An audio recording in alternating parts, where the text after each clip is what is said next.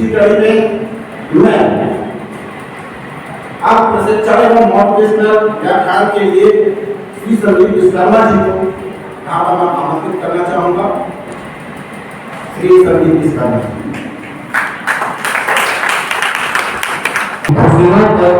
की जवानी होगी, जिंदगी में कोई न कोई कहानी होगी। हम ऐसे ही कार्यक्रम में चाहते लगाते रहेंगे। अगर आपकी बातें होगी जवानी होगी, कोई भी कार्यक्रम करते हैं थोड़ा सा बैकअप कर लेते हैं, अंदर एक एनर्जी लाते हैं। तो अभी हम लोगों ने चाय पी, पानी पिया, तो अंदर से एनर्जी आ गई है। लेकिन एक और एनर्जी होती है जो हमारी फिजिकल एनर्जी होती है। तो मैं ये बात चाहूंगा कि आप खड़े होते हैं तो बहुत की है, लेकिन क्लैपिंग भी अलग अलग टाइप होते हैं। तो आज हम रैंक क्लैप करेंगे। क्या करेंगे? Rank clap. तो आपको क्या करना है, पहले एक उंगली से क्लैप करना है, दो से करेंगे, तीन से करेंगे, चार से करेंगे, पांच से करेंगे, दो से करेंगे, तीन से करेंगे, चार से करेंगे, पांच से। ये रैंक क्लैप हो गई। अब क्या होता है, अभी बहुत सारी बात हो रही थी टीम बिल्डिंग की, मोटिवेशन की। तो अभी हम लोग एक दूसरे से जुड़े हुए हैं। तो आप सभी लोग खड़े हुए हैं, आपको क्या करना है, आपस में क्लैप करना है। पहले क्या करना है, आपको 1 2 3 सामने वाले से करना है, यानी कि आपको थोड़ा ऐसे मुड़ जाना है, आपस में एक दूसरे से क्लैप करना है। हाँ, अपना का एक जोड़ा बना लीजिए। तो आपको आपस में क्लैप करना है। जैसे मैं 1 2 3 करूंगा और 3 में आपको आपस में क्लैप करना है। आप लोग रेडी हो? ओके, 1 2 3, 1 2 3, 1 2 3, 1 2 3, 1 2 3।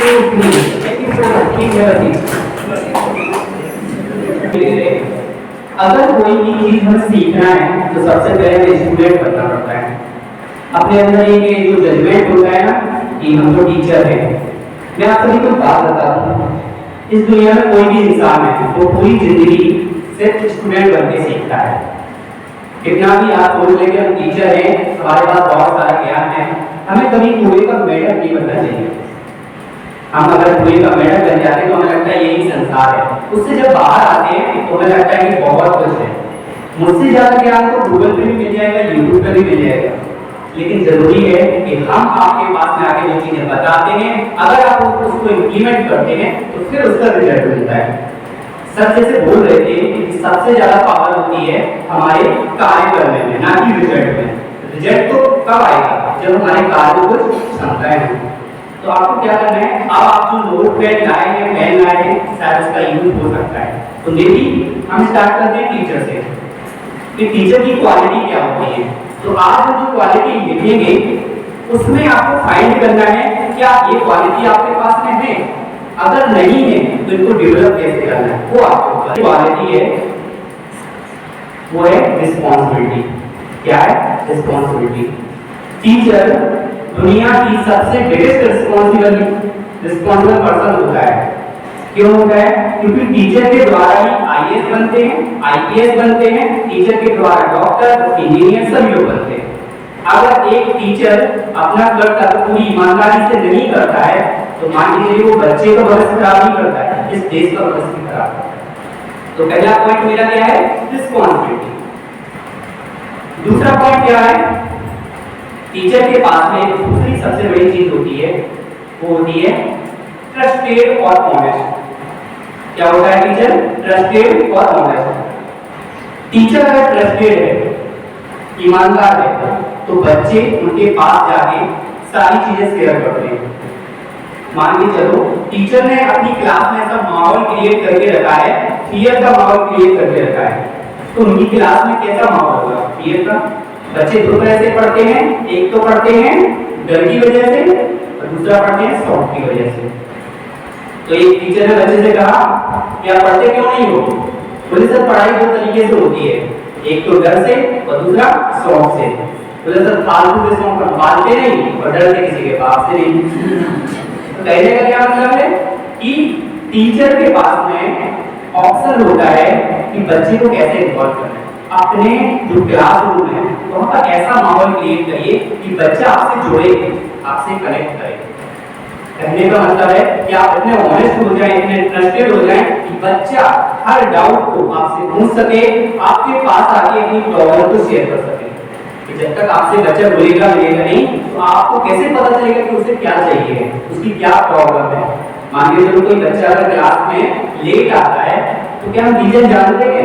नहीं, हम अपने रूल्स के अकॉर्डिंग उसको पनिश करते हैं। ऐसा होता है कि नहीं होता? तो सबसे पहले आपको रिस्पॉन्सिबल तो है, उसका आपको ट्रस्टेड और ऑनेस्ट होना पड़ेगा। तीसरा, टीचर कभी भी हेट नहीं करता है, किसी से भी नफरत नहीं करता है। टीचर की क्लास में अगर 100 बच्चे बैठे हुए हैं तो 100 बच्चे बराबर हैं, वो किसी एक बच्चे से नफरत नहीं कर सकता। इक्वल व्यवहार करना है, एक टीचर कभी भी हेट नहीं करता है। अब क्या होता है कि जब हम बच्चों की प्रॉब्लम को समझते हैं, जैसे मान के चलो आप पढ़ा रहे हैं क्लास में, पढ़ाते टाइम में किसी बच्चे का क्वेश्चन आया तो आप क्या बोलते हैं? अभी बैठ जाइए, हम बाद में बताएंगे आपको। बच्चे अगर क्वेश्चन नहीं पूछेंगे तो उनको समझ में कैसे आएगा? सबसे ज्यादा वही सीखता है जो क्वेश्चन करता है, चाहे वो बच्चे हो चाहे बड़े हो, कोई भी हो। क्वेश्चन करना आना चाहिए। अगर हम इस यूनिवर्स से क्वेश्चन नहीं करेंगे तो हमें किसी चीज का आंसर नहीं मिलेगा। हमारा तीसरा, टीचर कमिटेड होता है। कमिटेड मतलब आपने जिस बात को बोल दिया है वो बात होनी चाहिए। टीचर खुद के लिए कमिटेड नहीं है। टीचर बोलेंगे कि मान लीजिए चलो ये काम इतने टाइम में हो जाएगा, टाइम को प्रॉब्लम चलती है यहाँ पर कि मैं इतने बजे ये काम कर लूंगा, बट वो हो नहीं रहा है, तो खुद के लिए कमिटेड होना है। मान लीजिए चलो मैंने सर से कोई प्रॉमिस कर दिया है और वो प्रॉमिस पूरा नहीं किया तो सर की नजर में मेरे लिए क्या हो जाएगा कि ये कमिटेड नहीं है। तो दूसरा के कमिटमेंट जब पूरे होंगे जब खुद के पूरे करेंगे। तो मैंने जब देखा कि जब छोटे बच्चे रोते हैं तो किसी मैडम के पास में वो रोते नहीं है, तो किसी मैडम के पास में वो रोते हैं, या किसी सर के पास ज्यादा इन्वॉल्व होते हैं, किसी के पास ज्यादा इन्वॉल्व नहीं होते। रीजन क्या है? इन्वॉल्व। आप बच्चों के साथ कैसे कनेक्ट हैं? बच्चों को सिखाना है तो आपको कनेक्ट करना सीखना पड़ेगा। बोलते कि पहले कनेक्ट करना पड़ेगा तब जाके आप करेक्ट कर पाओगे। पहले क्या करना पड़ेगा? कनेक्ट, फिर जाके क्या करोगे? करेक्ट।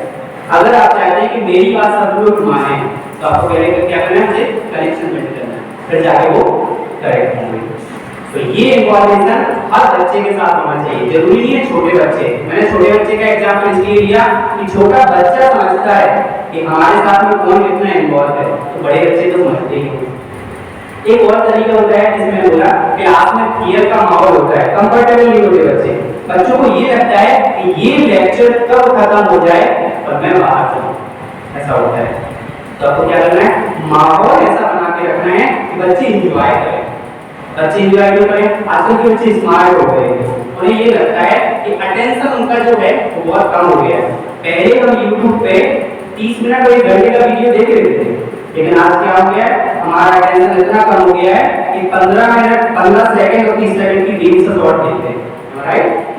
यहाँ पर भी सब लोग बैठे हैं कि अगर मान के चलो मैं सिर्फ स्पीच देता रहूं, सिर्फ स्पीच या भाषण देता रहूं तो आप लोग बोर हो जाएंगे, आपका अटेंशन मेरी साइड नहीं रहेगा।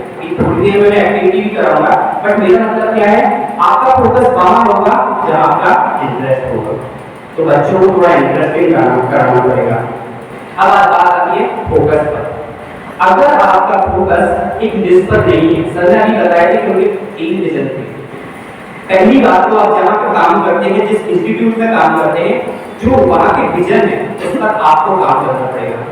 आप ये सोचते हैं कि मैं 9 to 5 जॉब करता हूँ, मतलब 9 बजे आता हूँ और 5 बजे जाता हूँ या जाती हूँ। अगर आपकी सोच सिर्फ इतनी है तो आप सही काम नहीं कर रहे। आपकी सोच क्या होनी चाहिए? ये इंस्टीट्यूट, ये संस्था मेरी है, ये संस्था मेरी है, तो आप अपने लिए कितना काम करोगे? जितना ज्यादा हो सके, जितना ज्यादा दे सके। लेकिन आपका ये कि मेरे 4 लेक्चर हैं, ये खत्म करना है, इसके बाद मुझे जाना है, तो ये गलत हो जाता है। क्यों हो जाता है? क्योंकि आप खुद के साथ चीज कर रहे हो। इस संस्था में मैं सबसे क्वेश्चन करूंगा, सबसे ज्यादा अगर आप किसी से इन्वॉल्व हैं तो कौन सा टीचर हो सकता है या स्टाफ हो सकता है? सबसे ज्यादा आप इससे इन्वॉल्व हैं, सर को मैं सस्पेंस में डाल दिया जी पिछले यस सर आपसे पूछ रहा है मैंने पूछा सबसे ज्यादा इन्वॉल्व कौन सा स्टाफ है भाई साहब यस सर सबसे ज्यादा तो मैं निगम जी करता हूं आप इसका रीजन क्या हो सकते हैं हाँ सर की पसंद वो क्यों है क्योंकि सर उनसे क्या है कनेक्ट है इन्वॉल्व है तो आपको क्या करना है बच्चों के साथ ही सेम करेक्शन करना है अगर बच्चों का फोकस आपको चाहिए तो आपको उनका लक्ष्य बनाना पड़ेगा अब मैं यहाँ पर